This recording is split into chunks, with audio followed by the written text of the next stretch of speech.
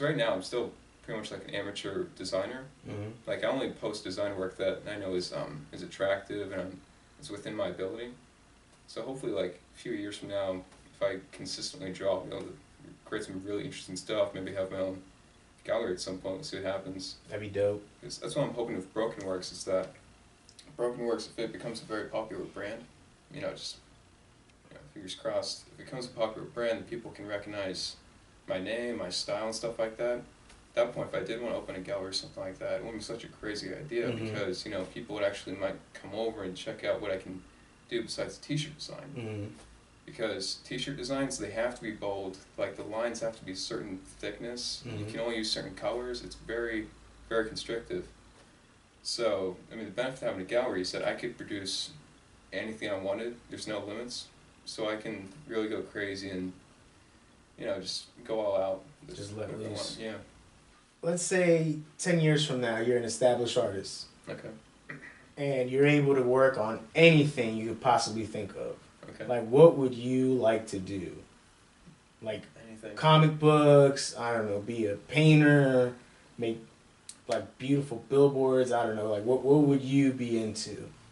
Pretty much exactly what I'm doing now, to be honest. Yeah? Yeah, basically,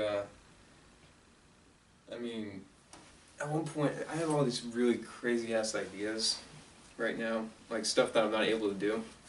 Eventually, when I get to that point, I'd like to do it. Like, I want to create an entire room of nothing but just, using charcoal and creating all these random-ass, like, pictures, kind of like what I have right now with the wall art. Mm-hmm. One of those are, like, sophisticated, like, tile-looking stuff. I want to make, like, a graffiti-esque looking room, like some crazy person's been living in there for a couple days and just, I mean, in a sense, I would be living there a couple days and just, painting these walls and just make that a little private gallery, Okay. Install fixtures and stuff like that.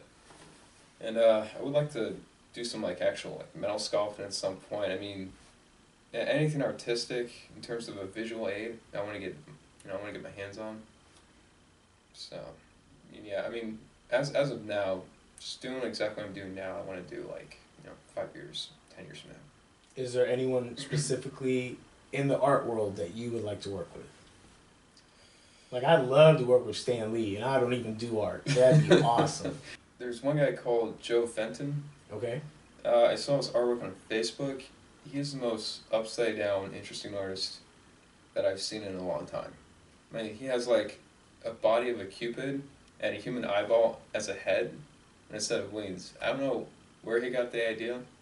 I don't know how it makes sense, but it is so appealing to look at. That's exactly what I'm trying to do. I'm trying to make something that's very interesting to look at, but it shouldn't make sense as to why people would think it would be interesting or appealing. I mean, that's just one of the artists standing there. I mean, I like to learn from Hayao Miyazaki, who's an anime artist who does all his work with watercolor. Okay. So right now I know nothing about watercolor. Like, as of now, I've never even really tried. Probably should at some point. But Hayao Miyazaki, he did movies like Spirited Away, Husband Castle, Princess Mononoke, and recently the more popular film Ponyo. I don't know if you've seen that one by chance. I don't think so. That's cool. But he has a very consistent, very whimsical style, and he had a major influence on me growing up. Because he came up with Spirited Away around 2000 or so, which would have made me, I don't know, like 10 years old or so, maybe a little older than that. Maybe younger. I'm terrible at math. Anyway, after seeing that film, that was like the first Japanese film to be a major blockbuster in America, and hands down, that had the biggest impression on me growing up in terms of thinking outside the box and creating something interesting.